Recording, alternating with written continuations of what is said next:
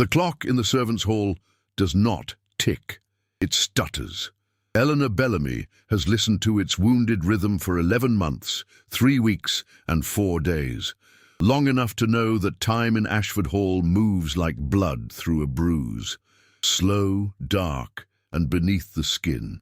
She stands at the narrow window of the attic chamber, her breath fogging the glass, watching the Duke's carriage dissolve into the November mist. He's gone to the Whitmore ball. The house holds its breath. She has one night. One night to become a thief. She does not look like a thief.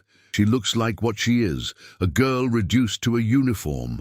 The grey wool of her servant's dress hangs loose on her angular frame, the fabric coarse against her collarbones. Her black hair, thick and wavy, is pinned so severely that her scalp aches.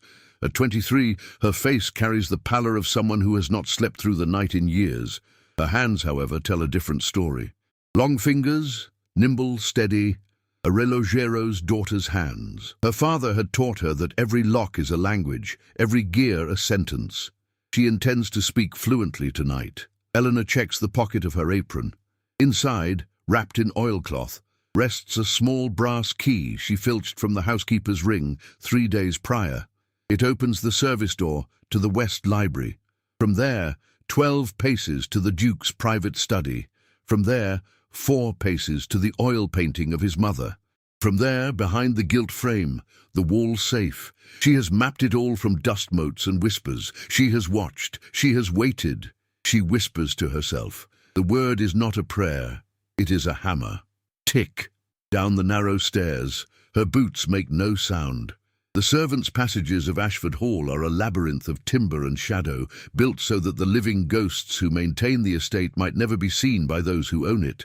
Eleanor has become a ghost willingly. She passes the kitchen, where the cook snores by the dying fire, and slips into the corridor lined with ancestral portraits. The faces watch her with oil-painted disdain. She does not blink. The West Library smells of leather and beeswax. Moonlight fractures through the tall windows, casting the room in silver and black. Eleanor moves to the painting. The Duchess of Ashford stares down at her with the same dark eyes her son inherited. Severe, assessing, endless. Eleanor's fingers find the edge of the frame. The key slides home. The safe exhales. Inside, a sheaf of property deeds, a diamond stick pin, a pistol oiled and cold, and a single envelope yellowed with age, sealed with black wax. The crest is not the Duke's. It belongs to his uncle, the late Lord Reginald Thorne, dead these 7 years from a fever in Macau. Eleanor's hands tremble as she lifts it. This is the confession. The admission that Lord Reginald framed her father for the theft of the Ashford sapphire, knowing that Benjamin Bellamy's proximity to the jewel room made him the perfect scapegoat. Her father died in Newgate Prison 6 months into his sentence, coughing blood into straw. Eleanor was 19. She has carried his absence like a stone in her throat ever since. She slides the envelope into her bodice, against her heart. Then her fingers brush something else at the back of the safe. A miniature portrait, no larger than her palm, framed in tarnished silver. A woman with kind eyes and Eleanor's own sharp cheekbones. On the back, in faded ink, for C, who serves with love. A. Eleanor stares. The woman is her mother.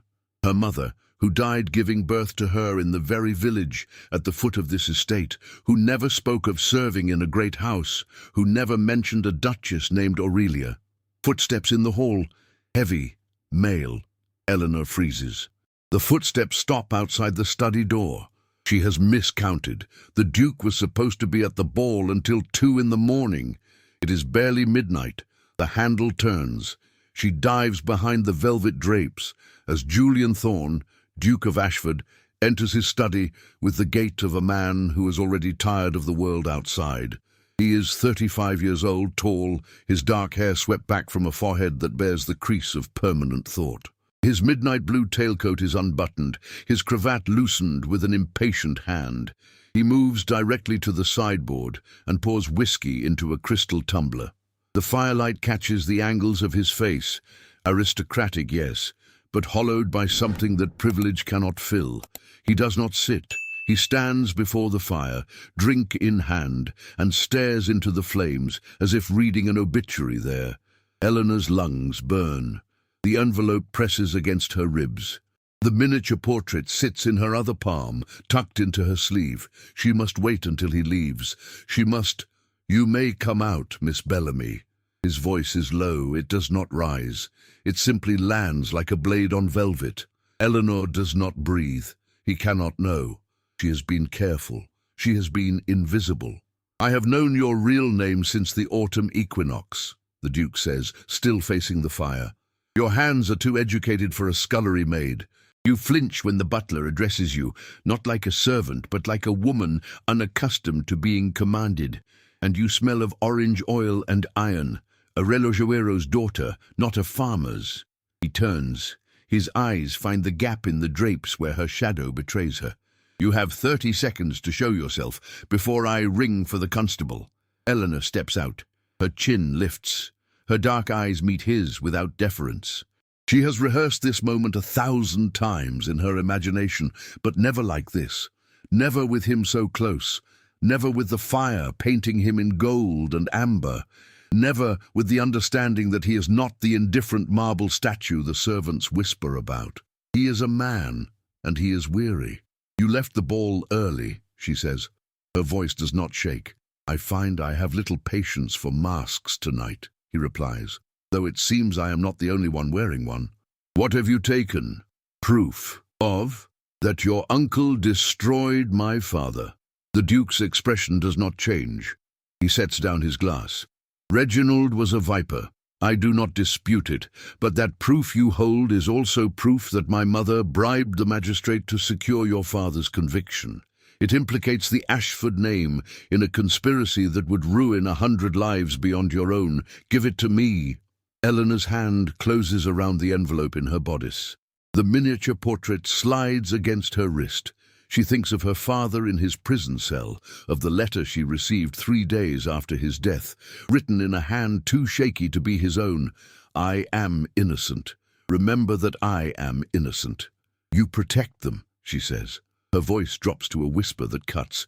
"You protect the name, the stone, the lie. You don't rule, Your Grace. You don't lead. You just serve." She steps backward toward the open window, the November wind clawing at her hair. "And I am done serving with you." She turns to run, but the Duke moves faster than she expects, crossing the room in 3 strides. His hand closes around her wrist. Not cruel, but absolute. Eleanor spins. The miniature portrait slips from her sleeve and falls to the carpet between them, face up. The firelight illuminates the painted face of her mother. Julian Thorne goes perfectly still. He looks down at the portrait as if he has seen a ghost rise from the floorboards. When he looks up at Eleanor, something has fractured behind his eyes. "Where did you get that?" he asks. His voice is barely audible. "It was in your safe." "No." He releases her wrist. He stoops, almost reverently, and lifts the miniature. His thumb traces the frame. "This belonged to my mother. She gave it to her lady's maid the night before she died. The maid fled before dawn. We never found her." He looks at Eleanor's face, truly looks, seeing the cheekbones, the dark hair, the stubborn set of the jaw. "You are Catherine's daughter." Eleanor stumbles backward. "My mother's name was Catherine. She died in childbirth, in Hayworth Village." "She died," the Duke says slowly, "because she was carrying a secret my family could not afford. And you, Miss Bellamy, have just carried it back to us." He straightens. He does not call for guards. He does not reach for the bell cord. Instead, he walks to the door and locks it.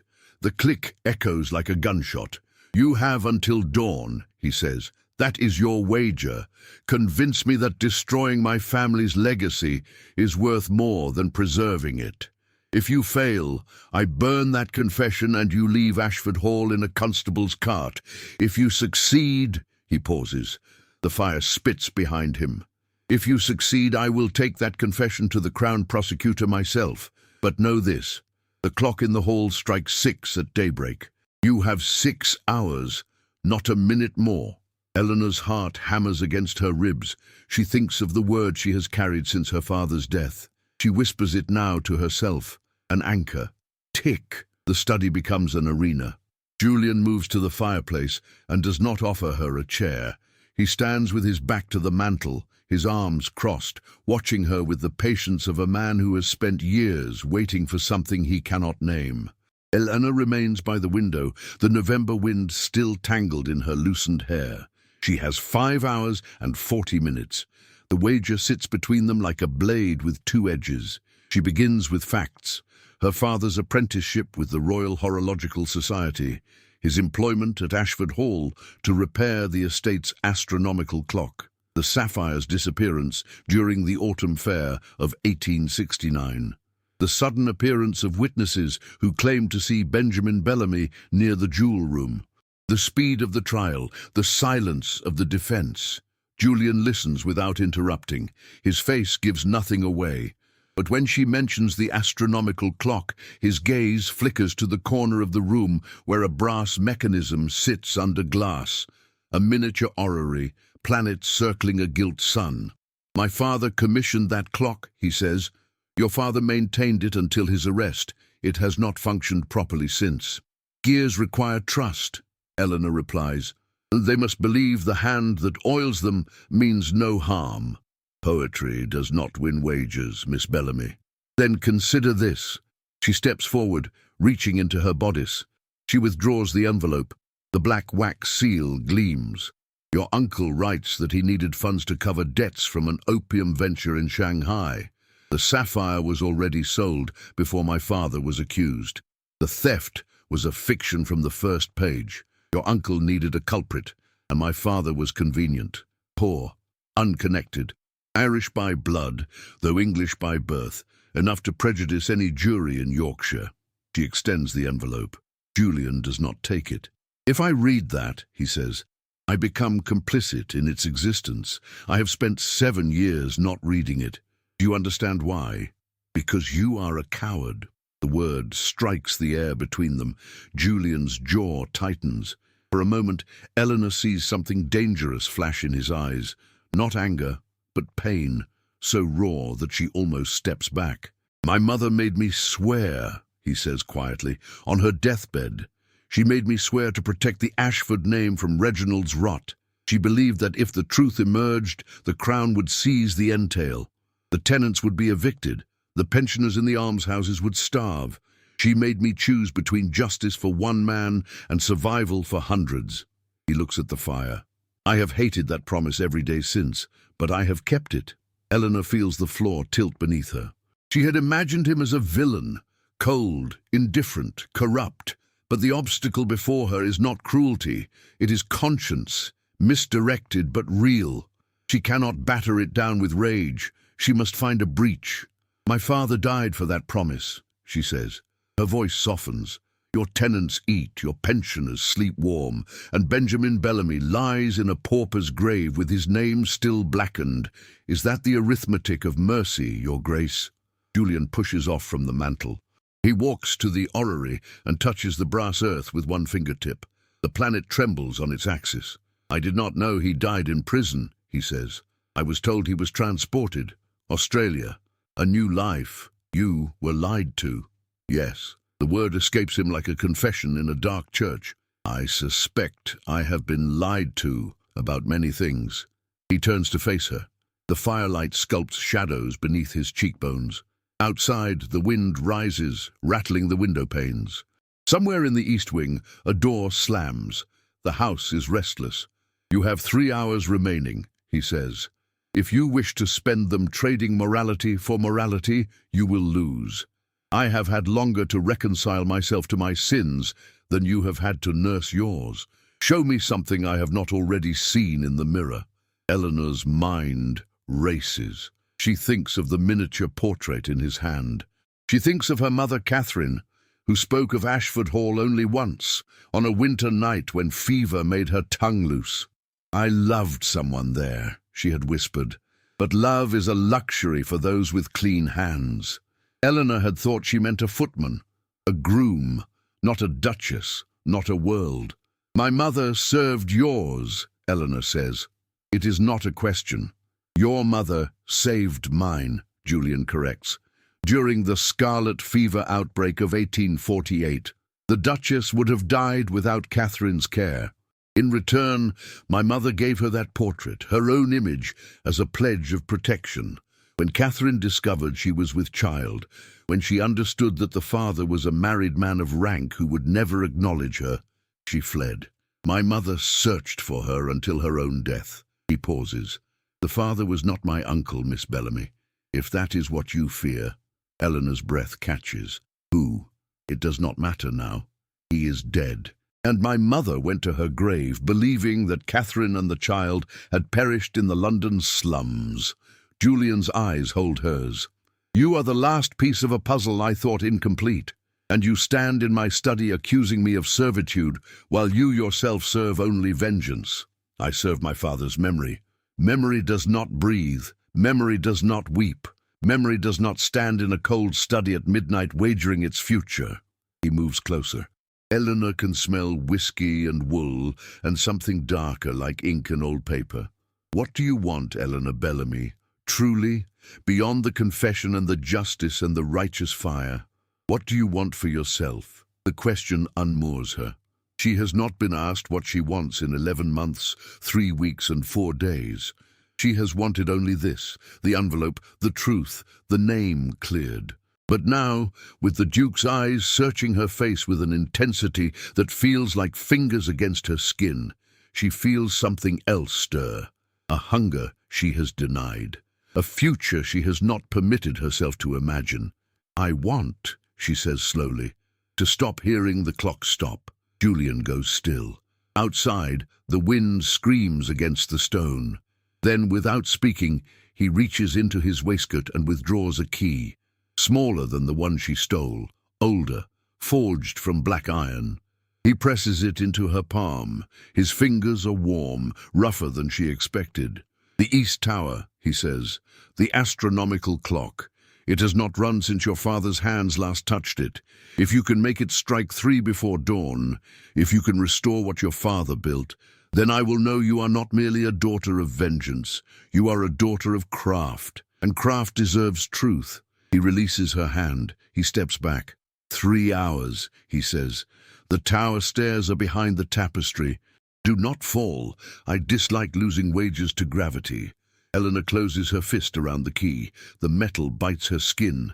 She thinks of her father's hands, oil-stained and steady, teaching her to listen to the voice of gears. She thinks of the word, tick, she whispers, and she runs. The tower stairs spiral upward like the interior of a seashell, narrowing with each step until Eleanor's shoulders brush both walls.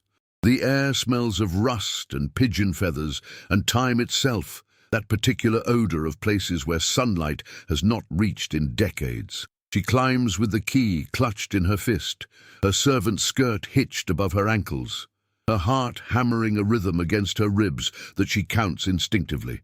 112 steps, 113.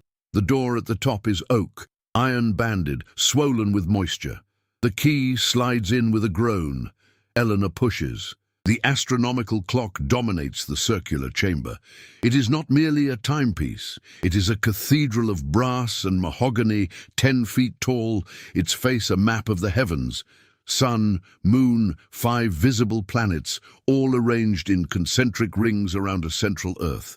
The hands are frozen. The pendulum hangs still as a hanged man.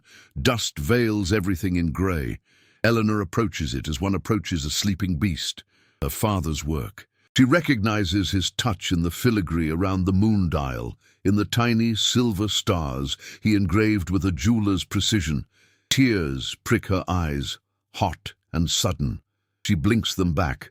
There is no time for weeping. There is only time for repair. She opens the maintenance panel. The mechanism within is a city of interlocking wheels and springs, some rusted, some intact, all silent. She traces the mainspring with her fingertips, feeling for the brake. There. A hairline fracture in the escapement lever, the delicate piece that translates the pendulum's swing into the rotation of gears. Without it, the clock cannot breathe.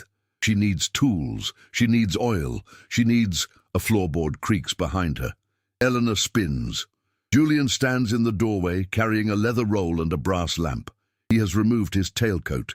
His shirt sleeves are rolled to the elbows, revealing forearms marked with thin white scars. Old, precise, the kind left by wire or glass. He looks less like a duke now, and more like a man who has spent nights in workshops of his own. "Your father's tools," he says, holding out the roll. "I kept them. Against logic. Against reason. I told myself it was sentiment. It may have been guilt." Eleanor takes the roll with trembling hands. She unbinds it on the floor. Inside, picks, files, oil cans, a loop. Each piece wears the patina of her father's grip. She feels him suddenly in the room with her, not as a ghost, but as a weight, a warmth at her shoulder. "Why did you keep them?" she asks, not looking up. "Because they were the only honest things in this house." She selects a file and turns to the escapement. The work consumes her. The world narrows to the space between her fingers and the metal. She files the fracture smooth. She shapes a replacement bridge from a strip of steel she finds in the tool roll. She oils the gears with hands that remember every lesson, every evening at her father's bench. The lamp burns low. Julian does not leave. He sits on a crate in the corner, watching, his face lost in shadow, except for the occasional glint of his eyes. "You do not speak when you work," he observes. "My father said words are for those who do not trust their hands." He was wise. He was poor. Wisdom was his only currency. Julian is silent for a long moment. Then, "I received a letter once. From your father 6 months into his sentence. He wrote to plead for a review of the evidence. He addressed it to me, not to my mother or the magistrate, to me.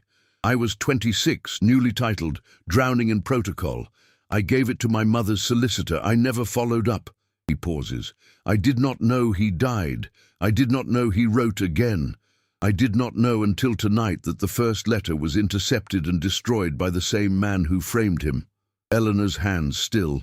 "Reginald?" Reginald controlled the post for the estate. He controlled everything that moved in and out of Ashford Hall like a spider at the center of a web.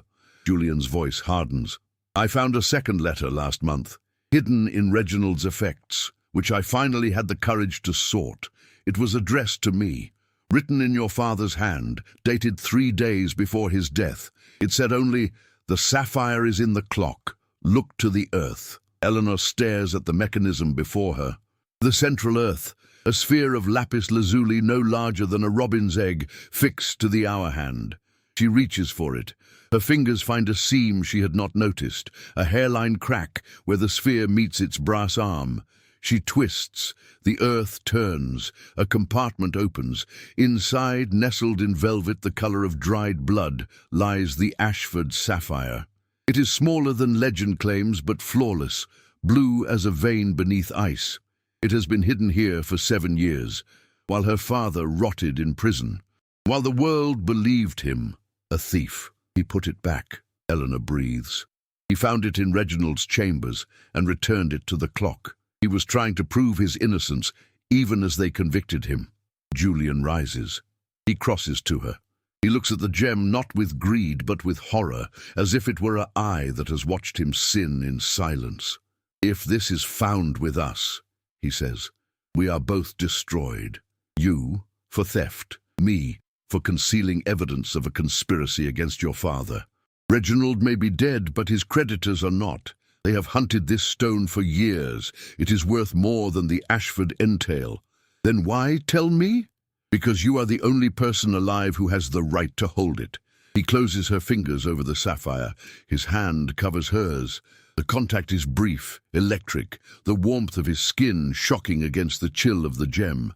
Then he steps back. "You have 1 hour until dawn," he says. "The clock must strike 3, not for the wager. For your father. Make it sing, Eleanor, and then we will decide what must be done with the truth it carries." Eleanor turns back to the mechanism. She places the sapphire in her pocket, a weight heavier than lead, lighter than breath. She picks up her tools. She thinks of the word. She thinks of her father's hands guiding hers across a dial. She thinks of Julian Thorne, who should have been her enemy, sitting in the dark, like a man waiting for redemption. Tick, she whispers, and the first gear turns. The clock strikes 2:30 in the hollow belly of the tower, its chime rusty but true, each note falling like a drop of water into a deep well.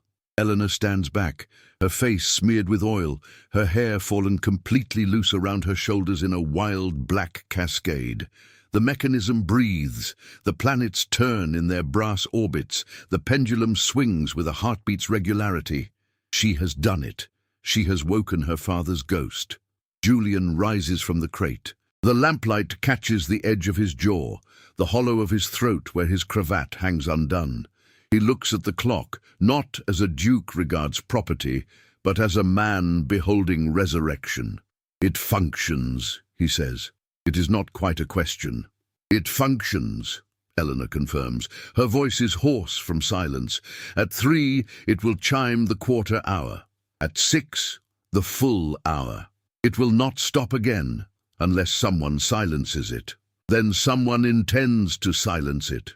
The words have barely left his lips when the first scream rises from the floor below. Not a scream of fear, a scream of warning. Then the smell hits them, smoke, acrid and fast, carried on the tower's updraft like a fist. Julian moves before Eleanor can think. He seizes her wrist and pulls her toward the stairs. The east wing, he says. The library. Someone has set... The explosion interrupts him, not large, precise. A percussion that shakes dust from the rafters and sends the lamp swinging. Julian shields Eleanor with his body, one arm around her shoulders, pressing her against the clock's mahogany case. She feels his heart hammering against her back, rapid and hard. For a moment the world is heat and shouting and the taste of smoke. Reginald's creditors, Julian says against her ear, his voice tight. They know the sapphire has surfaced. They have come to collect. They'll burn the house? They'll burn the evidence, the confession, the sapphire, us if necessary. He releases her and moves to the tower window. Below, figures move through the garden with torches. 4, perhaps 5 men, dressed not as thieves, but as laborers, rough coats and caps, the kind of men who can vanish into a workhouse before dawn. One carries a crowbar, another a pistol glints. We cannot go down, Julian says. They hold the stairs and the garden. Then we go across. Eleanor points to the narrow stone ledge that connects the clock tower to the main roof of the hall. It is 18 inches wide. It is slick with November rain. It is 30 feet above the flagged courtyard. Have you lost your senses? I lost them the day I entered your service, Your Grace. I have been operating without them ever since. Julian stares at her. Then, impossibly, he laughs. It is a short, broken sound, like a man remembering how joy feels. Very well, he says. But if you fall, I fall. The wager demands it. They climb through the window. The wind tears at Eleanor's hair and skirts. The ledge is cold stone, worn smooth by centuries of weather. She places her back to the wall and steps sideways, her fingers finding cracks in the mortar, her bare feet. She has lost her boots somewhere in the tower, pressing against the wet slate. Julian follows, his tailored coat snapping like a sail, his face set in a mask of absolute concentration. Halfway across, a shout from below. A pistol cracks. The ball strikes stone above Eleanor's head, showering her with shards. She does not freeze. She moves faster, her father's steadiness in her blood, the word in her mouth. Tick, she gasps. Tick, tick. They reach the main roof. Julian kicks open the attic dormer and hauls her through. They tumble onto the floorboards of a storage room, chests heaving, limbs tangled. For a moment they lie still, listening to the shouts below, the crackle of fire eating through the east wing's lower floors. We must reach the study, Julian says. The confession. If it burns, you have nothing to hold over me, and I have nothing to clear my father's name. He looks at her sharply. Is that what you believe this is? Leverage? I believe, she says, pulling herself upright, that we have 6 minutes before the fire reaches the central staircase. And I believe you know a servant's passage that leads directly to the west wing. His eyes widen slightly. Then he nods. The laundry chute? It descends to the linen room beside the study. It was used during the plague years to move bodies without touching the living. Charming. I did not design it. They run. The attic corridors are a maze of discarded furniture and sheeted mirrors. Eleanor's feet bleed on splintered boards, but she does not slow. Julian moves ahead now, sure-footed, his hand reaching back to grasp hers at each turn. The smoke thickens. They drop to their knees, crawling through the laundry hatch. The chute is a dark throat of polished elm. Eleanor goes first, sliding into blackness with her arms crossed over her chest, the sapphire and the confession pressed against her heart. The descent is brutal, a series of jolts and scrapes, and then she spills onto a pile of mildewed sheets in the linen room. Julian lands beside her a second later, coughing, his face streaked with soot. The study door is visible through the serving hatch. Already smoke curls beneath it. The fire has reached the corridor. Julian kicks the hatch open. They stumble into the study. The fire has not entered yet, but the air is superheated, shimmering. The oil painting of his mother sags in its frame, the varnish bubbling. Julian goes directly to the safe and removes a second envelope. The confession's duplicate, she realizes, or perhaps the original. He thrusts it into her hands along with the first. 2 copies, he pants. I made a second after you arrived. I told myself it was caution. It may have been hope. Hope for what? For exactly this. For a reason to be rid of it.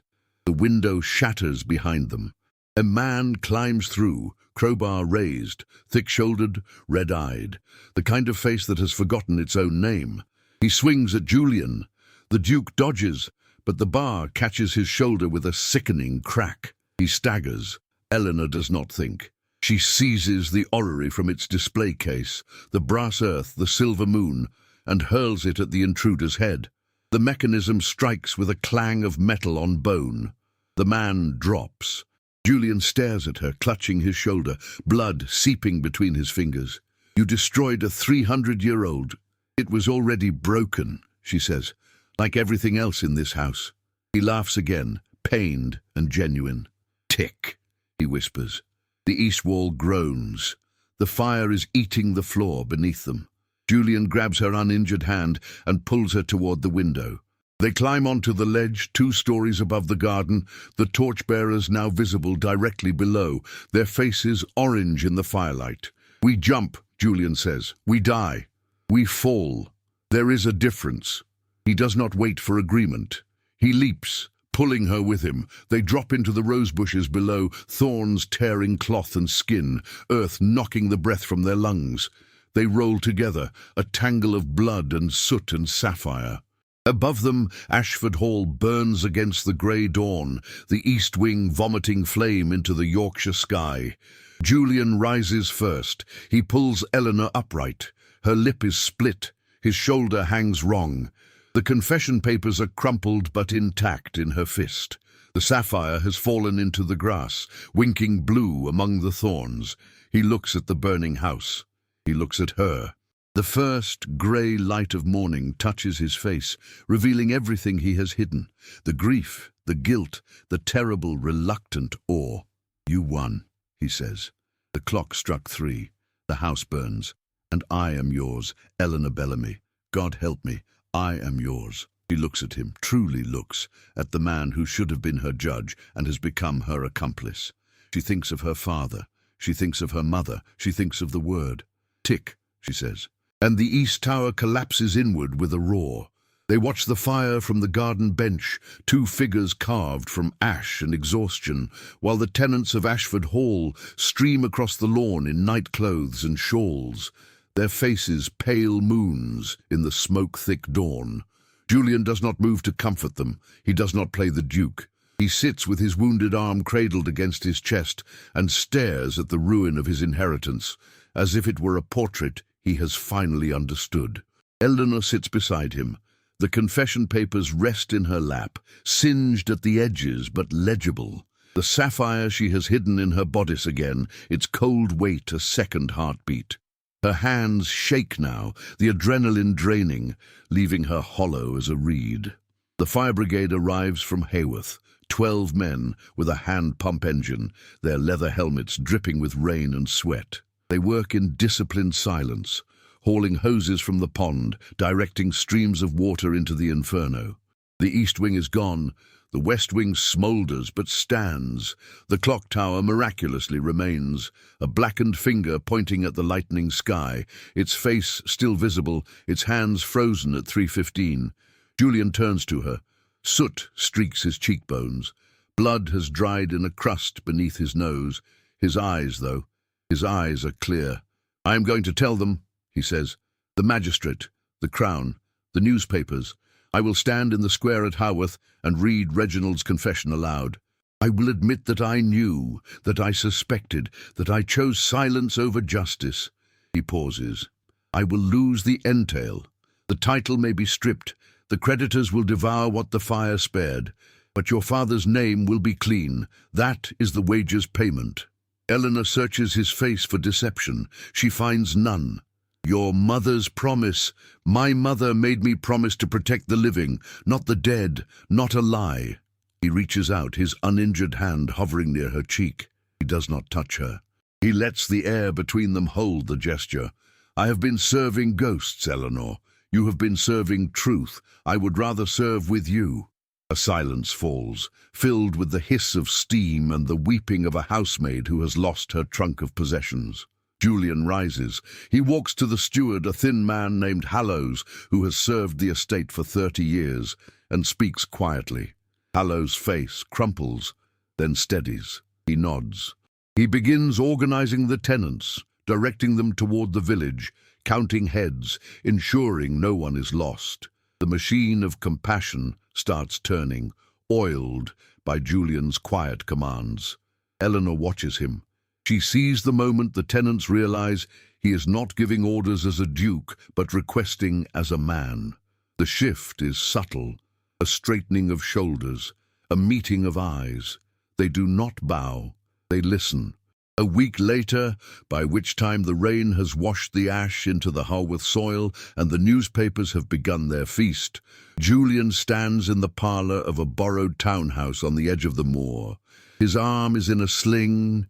His tailcoat has been replaced by a plain charcoal jacket that belongs to the local solicitor. He looks less like nobility and more like a schoolmaster or a penitent. He has kept his word. The confession has been copied, notarized, delivered to the Crown Prosecutor in York. Benjamin Bellamy's conviction has been posthumously quashed. The sapphire, presented as evidence, has been claimed by the Crown as restitution for the fraud against the Ashford estate, a fraud that Reginald perpetrated not only against Eleanor's father, but against the Crown itself, selling a national treasure to foreign buyers.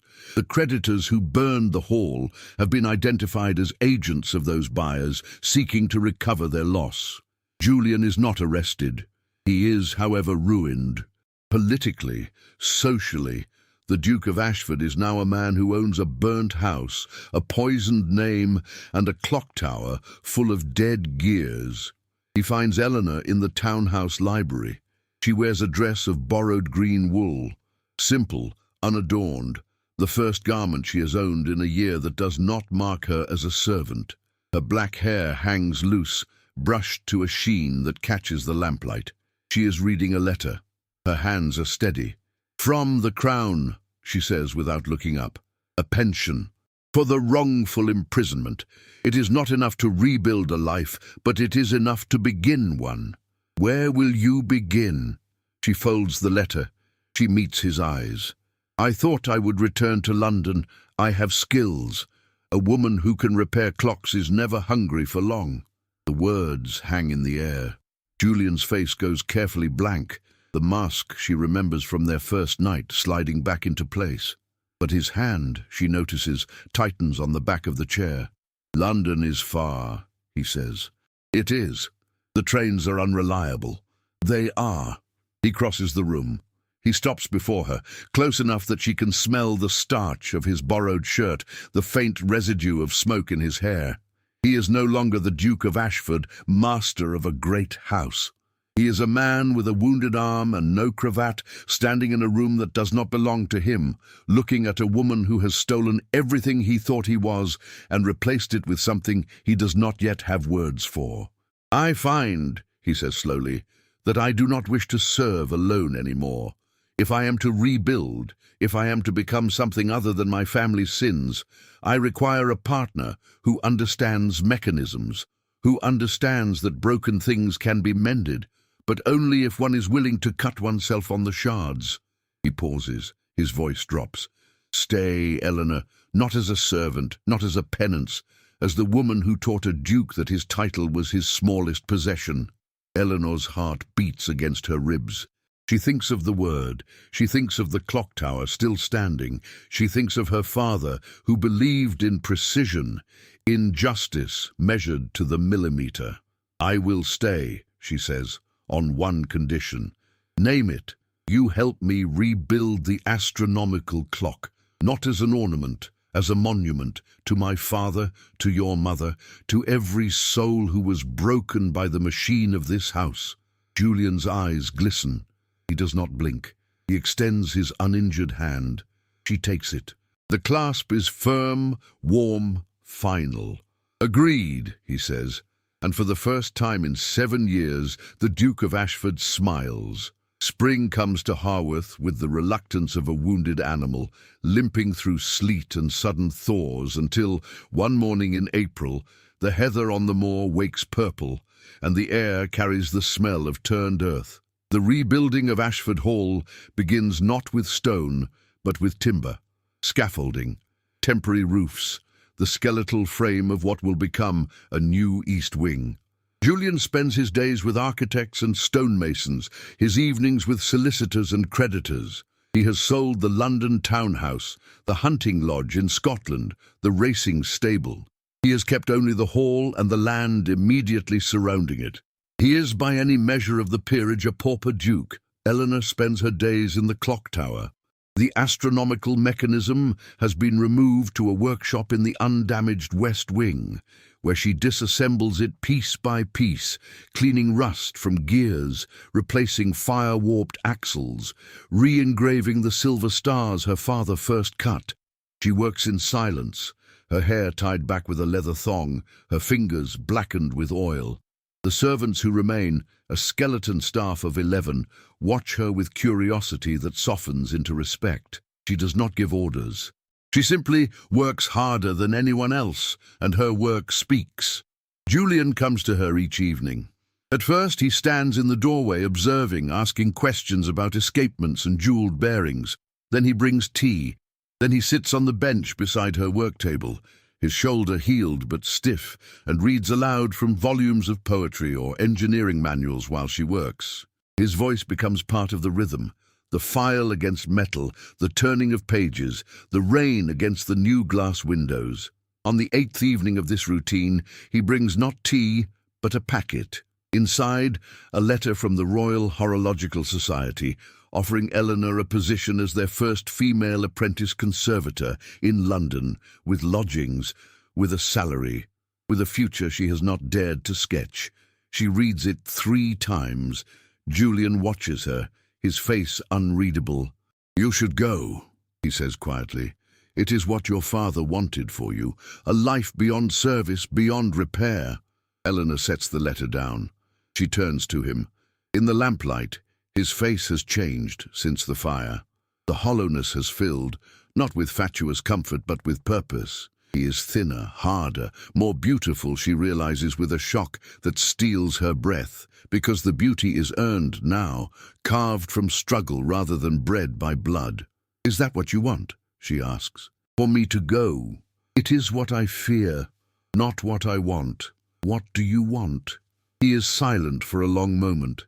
Then he reaches into his pocket and withdraws the miniature portrait, her mother Catherine, preserved now in a new frame of silver he has commissioned from a local smith. He places it on the workbench, between them. The painted eyes seem to watch them both. "I want," he says, "to be the man my mother believed I could be. And I have discovered that I can only be that man when you are in the room. It is not convenient. It is not sensible. It is simply true. Eleanor's hand moves of its own accord. She touches his fingers where they rest on the frame. His skin is warm, calloused now from manual labor. He turns his hand, palm up, and her fingers slide into his. The contact is brief, barely a breath, but it contains everything the fire burned away and everything the spring has grown in its place. "I will write to the society," she says. "I will ask if the position can be held in abeyance for 1 year, while we finish the clock." Julian's fingers tighten. 1 year, he repeats. And then we will see if the mechanism functions, if the gears align, if the hands move true." She pauses. Her voice drops. "Clocks are honest, Your Grace. They do not pretend to love what they do not. If we build it well, it will tell us what time we have." "Julian," he says. "My name is Julian, and I have waited 7 years to hear someone speak it without flinching." "Julian," she whispers. The word hangs in the workshop like a struck note. Outside, the moor wind rises carrying the scent of heather. Inside, the lamp flickers. Neither of them moves to trim the wick. They sit in the half-dark, hands almost touching, while the unfinished clock breathes between them like a sleeping thing. Over the following weeks, a language develops without declaration. He brings her lunch when she forgets to eat. She adjusts his cravat when he fumbles with his left hand, the right still weak from the shoulder wound. They walk the scaffolding together at dusk, discussing the pitch of the new roof, the placement of windows. Once, on a stair where the stone is slick with rain, he catches her elbow. She does not pull away. His hand remains, burning through the wool of her sleeve until they reach the landing. The servants notice. Mrs. Hanno, the cook, leaves 2 cups by the pot instead of 1. The groom smiles when Julian asks for a second horse to be saddled for the ride to Haworth Market. The village begins to whisper that the Duke has taken a mistress, then corrects itself. No, not a mistress, a partner, a woman who stands beside him at the solicitor's office, who speaks to the architect as an equal, who carries herself with the authority of someone who has rebuilt a cathedral from cinders. Eleanor hears the whispers and does not care. She has spent too long in silence to fear noise. She works, she waits. She watches Julian become someone new, not softer, but more complete. He laughs at her jests, rare and sharp. He argues with her about gear ratios, his brow furrowed, his hands gesturing. He falls asleep in the library chair with a book on his lap, and she covers him with a blanket, her fingers brushing his hair before she can stop them. One evening in June, she finds him in the new East Wing, standing before the fireplace where the oil painting of his mother will hang. The frame is empty. He holds a hammer in one hand, a nail in the other, but he is not working. He is staring at the bare stone. "I used to think," he says without turning, "that preserving her image meant preserving her lie, but she was not the lie, was she? She was a woman trapped in a system that demanded her silence, like your father, like Catherine, like every soul who ever served a name instead of a truth." Eleanor stands beside him. "She gave my mother the portrait as a pledge of love, not as a badge of servitude. Then she deserves to be seen, not as a duchess, as a woman who loved her friend." He turns to Eleanor. The June light pours through the unfinished windows, gilding his face. "Will you help me choose a place for it, where the light falls well?" Eleanor looks at the wall. She looks at him. She understands that they are no longer discussing a painting. "Here," she says, pointing to a spot where the morning sun will touch the stone, where she can watch the door, where she can see everyone who enters, and know that they enter freely. Julian sets down the hammer. He does not look at the wall. He looks at her. The distance between them is less than an arm's length. It might as well be miles. It might as well be nothing. "Eleanor," he says. Her name has become a refrain in his mouth, a word he speaks like a prayer, like a wound, like a homecoming. "I am no longer a duke in any way that matters. I have no fortune, no political weight, no estate that would impress a London conservator. I have only this truth, that I have fallen in love with you not despite what you took from me, but because of what you gave me in its place." Eleanor's breath catches. She has imagined this moment 100 times, but imagination is a pale mechanism compared to reality. His eyes are not demanding, they are offering. He stands before her like a man stripped of every defense, every title, every shield. "You gave me back my father's honor," she says. Her voice trembles. "You gave me back my name. You gave me—" "I gave you nothing," he interrupts gently. "You took it, and in taking it, you taught me that I had more to give than I knew." He reaches out. His hand cups her cheek, his thumb brushing the corner of her mouth. The touch is fire and precision and tenderness all at once. "I love you, Eleanor Bellamy. I have loved you since you looked me in the eye and called me a coward, because you were right, and because you believed I could be otherwise." Eleanor leans into his palm. Her eyes close. The clock tower bell rings 6 in the distance, the chime clear and new, rebuilt by her own hands. She opens her eyes. "I love you," she says, "but I will not say it again until the clock is finished, until we know that what we build together functions. I have learned not to trust words alone. I need the mechanism. I need the proof." Julian smiles. It is the smile of a man who has learned to wait. "Then we shall finish the clock, and when it strikes, I will ask you again, and you will answer with more than words. You will answer with time itself." He releases her. He picks up the hammer, and together they hang the portrait in the light. Autumn returns to Haworth with a vengeance, painting the moor in shades of rust and gold, turning the sky to slate. The astronomical clock stands complete in the rebuilt tower, its mahogany case restored, its brass gears oiled, its silver stars catching the October sun. Eleanor has worked through the summer with a devotion that borders on fever, rising before dawn, working by lamplight, her hands growing more calloused, her eyes more shadowed. Julian works beside her. He has learned to file a gear, to seat a jewel, to read the language of pendulum arcs. He is not masterful, but he is present, and his presence has become as necessary to her as air. They do not speak of the words exchanged in June. They do not need to. The work speaks.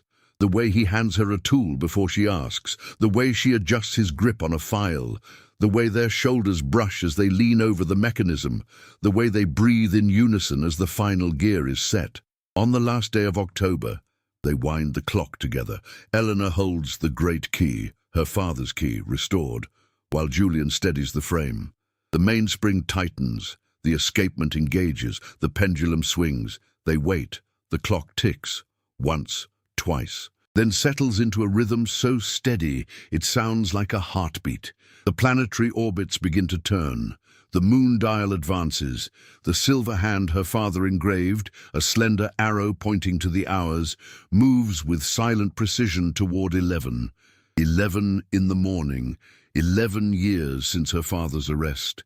11 months since she entered Ashford Hall. The symmetry is not lost on her.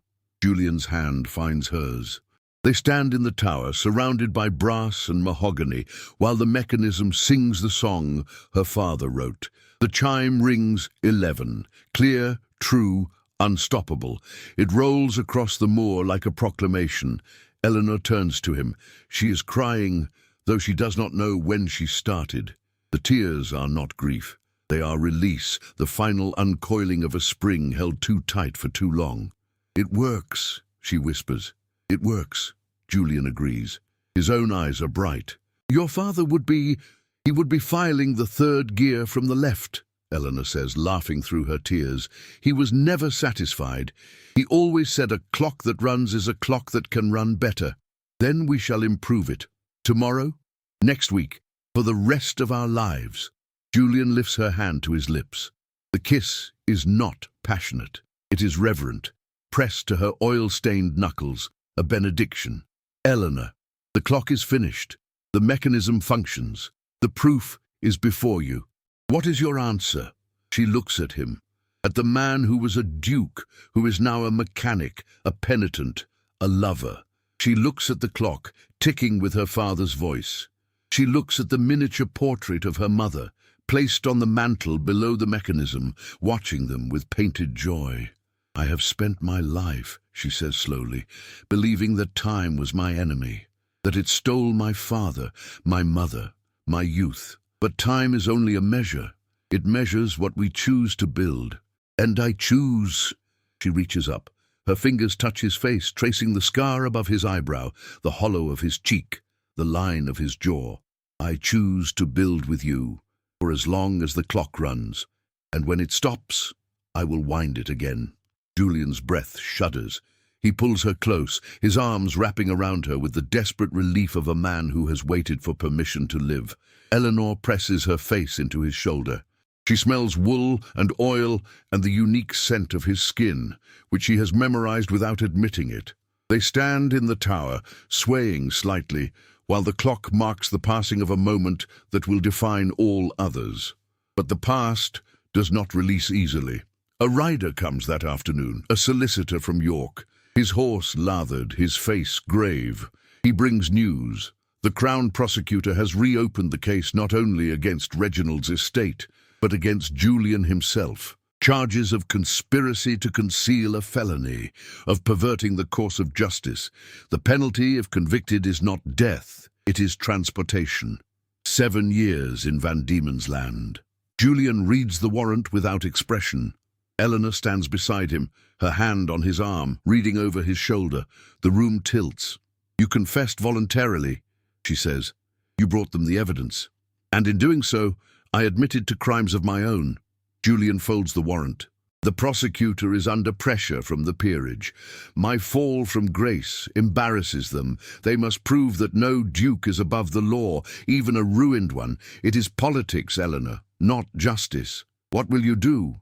"I will go to York. I will stand trial. And I will trust that the truth, which has served us thus far, will serve me again." Eleanor's grip tightens. "They will send you away. I have read the statutes. Conspiracy after the fact carries the same penalty as the crime itself.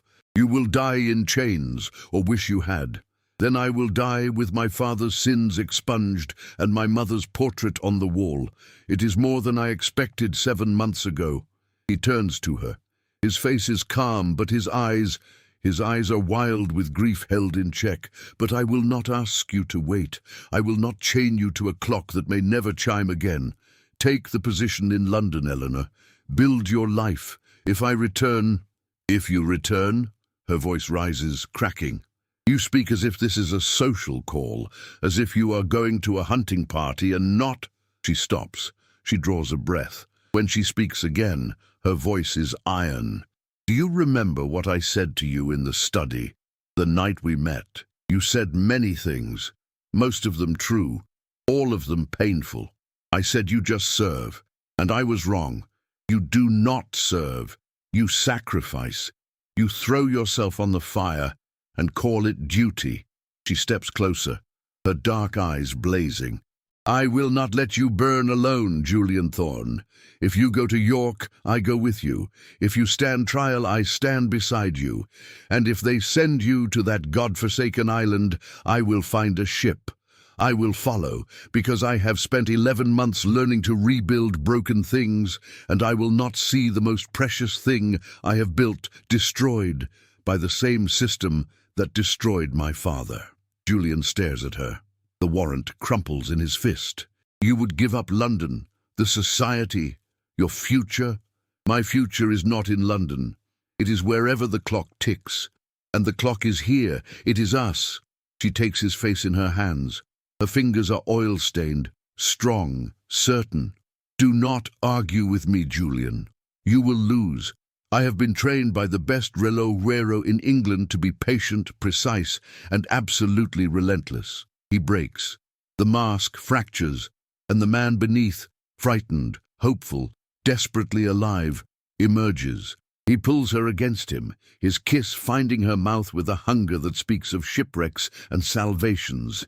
It is not gentle, it is not polished, it is teeth and breath and the taste of salt, the collision of two people who have decided that love is not a luxury, but a weapon.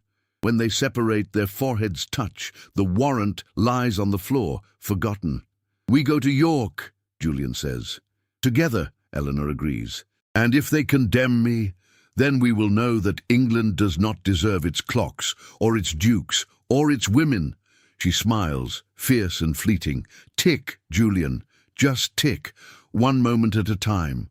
The courtroom in York is a chamber of oak and shadow, high windows filtering the November light through stained glass that paints the barristers' wigs in hues of blood and sapphire. Julian stands in the dock, dressed in the plain black suit of a defendant, his shoulders squared, his face composed. He has refused to wear his coronet. He has refused to claim privilege. He has pleaded guilty to concealment and offered no defense beyond the truth. Eleanor sits in the gallery, her hands clasped so tightly in her lap that her knuckles blanch. She wears the green wool dress, the only fine garment she owns. Her black hair is pinned severely, her face pale except for 2 spots of color high on her cheekbones. She has not slept in 3 days. She has prepared a statement, a letter to the judge, written in her father's careful hand, though the words are hers. She does not know if she will be permitted to read it. The prosecutor is a thin man named Blackwell, his voice a whip of cultivated scorn.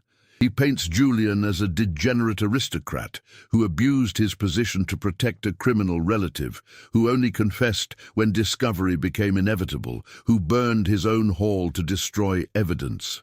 The lies are elegant, plausible, devastating. Julian does not flinch. He answers each question with the same quiet honesty that has become his architecture. Yes, he knew of his uncle's crime. Yes, he concealed it. Yes, he allowed an innocent man to suffer. No, he did not act for personal gain. Yes, he acted from misguided love for his mother. No, he does not expect forgiveness. Yes, he is prepared to accept whatever penalty the court imposes. The judge, an elderly man with eyes like tired hawks, listens without expression. Then Blackwell turns to the gallery. He points at Eleanor. And this woman, my lord, this Eleanor Bellamy, she was a servant in the defendant's house. She was discovered stealing from the Duke's private safe. She was apprehended with confidential documents, a family heirloom, and, he pauses for effect, consulting his notes, a miniature portrait belonging to the defendant's late mother. The defendant never reported the theft. He never demanded her arrest. He conspired with her. He sheltered her.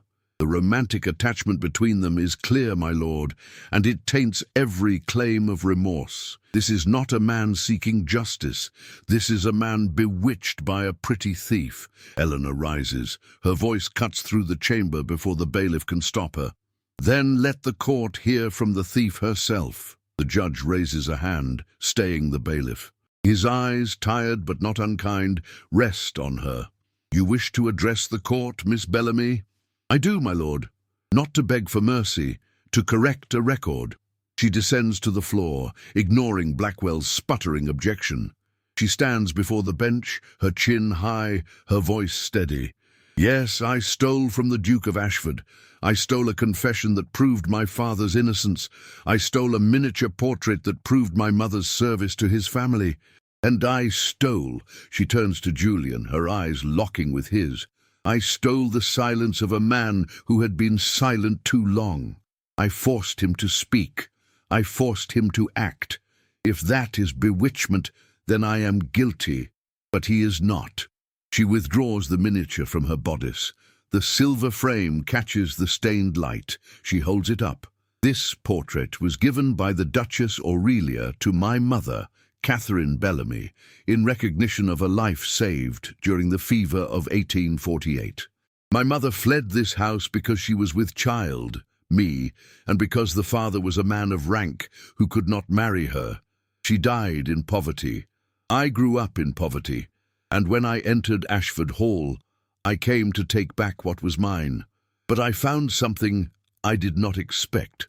I found a man who had also been imprisoned. Not by stone walls, but by promises and fear, and I found that the only way to free him was to let him choose his own freedom. She turns to the judge. Her voice softens, but it does not weaken. The Duke of Ashford did not report what I carried, my lord, because what I carried was not merely a portrait or a paper. It was the proof that his mother had loved my mother, that the gulf between our worlds was bridgeable, that a duke could serve truth instead of lineage. He did not report me because in that moment he chose to become the man his mother hoped he would be. And every action since, the confession, the restitution, the surrender of his estate, has been the continuation of that choice. Punish him for his silence if you must, but do not punish him for finding his voice. I beg you, let him come home, let him finish what he started. The silence in the courtroom is absolute. Then from the gallery, a sound, a woman weeping, then another. Then a man clears his throat with a roughness that speaks of held emotion. The judge looks at Julian. He looks at Eleanor. He looks at the miniature in her hand. The court, he says slowly, has observed the defendant's conduct throughout these proceedings. It has also observed the Crown's reluctance to prosecute this case, a reluctance communicated to me in private correspondence from the prosecutor's own office. It seems, Mr. Blackwell, that your enthusiasm exceeds your instruction. He turns back to Julian. The Duke of Ashford is sentenced to a fine of £5,000, a sum I'm told he no longer possesses, and to 1 year's probation, during which he will serve as overseer of the Crown's restoration projects in the West Riding. The charge of conspiracy is dismissed. The defendant is free to go. The gavel falls. Julian staggers, catching himself on the dock's railing. Eleanor moves to him, through the gate, through the guards. She reaches him as his knees buckle. She catches him. He is heavy, shaking, alive. "You did it," he whispers against her hair. "We did it," she corrects, "together, as we agreed." They hold each other in the well of the court while the crowd murmurs and disperses. The kiss, when it comes, is not cinematic. It is not perfect. His lip is split from biting it during the sentencing. Her mouth is dry from speaking. Their noses bump. They taste of salt and relief and the dust of the road from York. It is the most beautiful kiss Eleanor has ever known, because it is real, because it is earned, because it is theirs. They return to Haworth in a hired carriage, Julian's head on her shoulder, her hand in his, neither speaking, both listening to the rhythm of the wheels. The moor welcomes them with rain and sudden sunlight, the weather of Yorkshire that never apologizes and never lies. At Ashford Hall, rebuilt now, the east wing rising in fresh stone, the clock tower singing each quarter hour, they stand in the doorway of the study. The painting of the Duchess hangs where they placed it. The safe stands open, empty, now of secrets. The orrery has been replaced by a new mechanism, smaller, humbler, built by their 4 hands. Julian turns to her. His face is scarred, thinner, older than the night they met. But his eyes are young. "I love you," he says. "I will say it every day until you believe it, and then I will say it until the clocks stop." "I believe it," Eleanor says, "but say it anyway. I love you." Again, "I love you." She smiles. It is the first true smile she has given since before her father's arrest, and it transforms her face from beautiful to radiant. "Then marry me, Julian Thorne, not because you are a duke, not because I am a clockmaker's daughter. Marry me because we have burned a house to the ground and built a home from the ash, because we have proven that broken things can be mended, because—" She touches his face, her thumb brushing the corner of his mouth, "because you are the only man alive who understands that time is not our enemy. It is our medium, and we have so much of it left to build." He laughs. It is a full, open sound, the laugh of a man who has been released from every prison, internal and external. He lifts her off her feet, spinning her in the doorway of the study where they first met as adversaries. The servants clap from the hall. The clock chimes 6. The November wind carries the sound across the moor like a blessing. They marry in the spring, in the village church at Haworth, with Mrs. Hallow weeping into her handkerchief and the vicar reading from a Bible that has witnessed 3 centuries of Yorkshire weddings. Eleanor wears white, not because she is virginal, but because she is new. Julian wears his father's coat, altered to fit his leaner frame. The ring is fashioned from a gear of the astronomical clock, silver and eternal. After the ceremony, they climb the clock tower. They stand before the mechanism hand in hand while the sun sets over the moor and the stars emerge one by one, the same stars her father engraved, the same stars that have watched over Ashford Hall since before the Dukes existed. "Do you hear it?" Eleanor asks. "What?" "The ticking. It sounds like a heart." Julian pulls her close. His kiss is soft now, unhurried, the kiss of a man who has forever and knows it. "It is a heart," he says. "Yours. Mine, ours, wound tight, running true." And the clock strikes the hour, clear and bright across the Yorkshire hills. If this story moved you, let it tick on. Like this video and share it with someone who believes that broken things can be mended. Subscribe for more tales of love, defiance, and the moments that change everything. Leave a comment below. What would you have stolen for someone you loved? Your words are the gears that keep this channel running.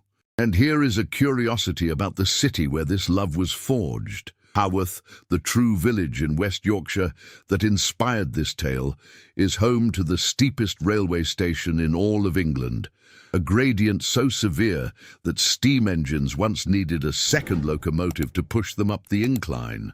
The Bronte sisters, who understood passion and moors better than most, walked those same cobblestones.